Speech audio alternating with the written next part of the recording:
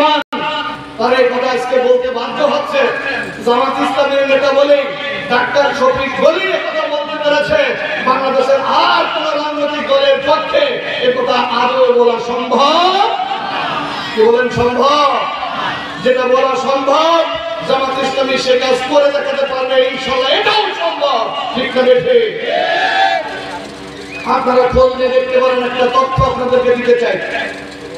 2001 থেকে 5 4 দলীয় জোট সরকার, আমাদের 2 জন মন্ত্রী তারা রাষ্ট্রীয় সফর করেন।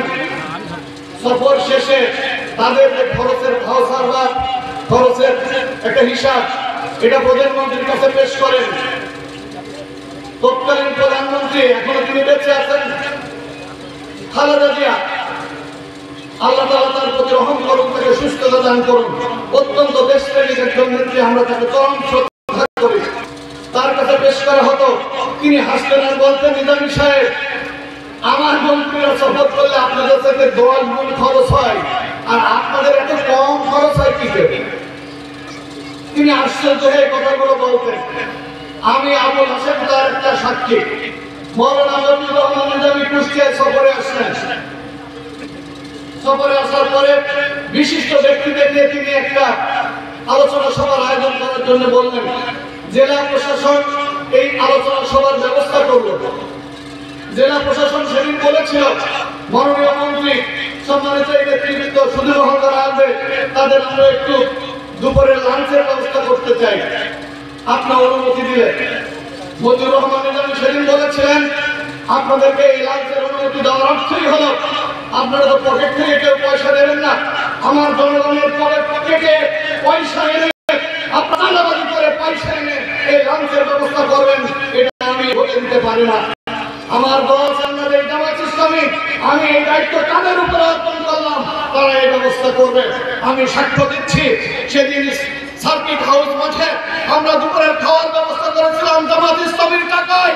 মন্ত্রী সরকারি সফরে এসেছিলেন, সরকারি সফরে, আর জামাত ইসলামী তাদের পকেটের টাকা ব্যয় করে সেদিন সুদীদের লাঞ্চের ব্যবস্থা করেছিলেন। অন্য মন্ত্রীরা হলে সরকারি টাকা খরচ হতো, আর এরপরে ভাউচার হতে 10 গুণ বেশি। ঠিক না বেশি? এই জন্য হলো জামাত ইসলামী। সম্মানিত ভাইরা, এইরকম মানুষগুলো যদি এমপি হয়, মন্ত্রী হয়, দেশের কি 12টা বাজবে না? উন্নয়ন হবে? উন্নয়ন উন্নয়ন হবে না? হবে না।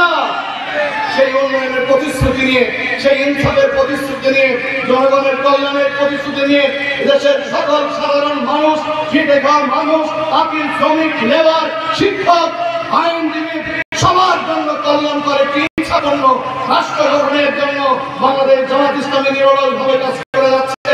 এবং আমরা ইনশাআল্লাহ যতদিন বেঁচে থাকবো ততদিন এই কাজ করছি এবং করেই যাবো ইনশাআল্লাহ।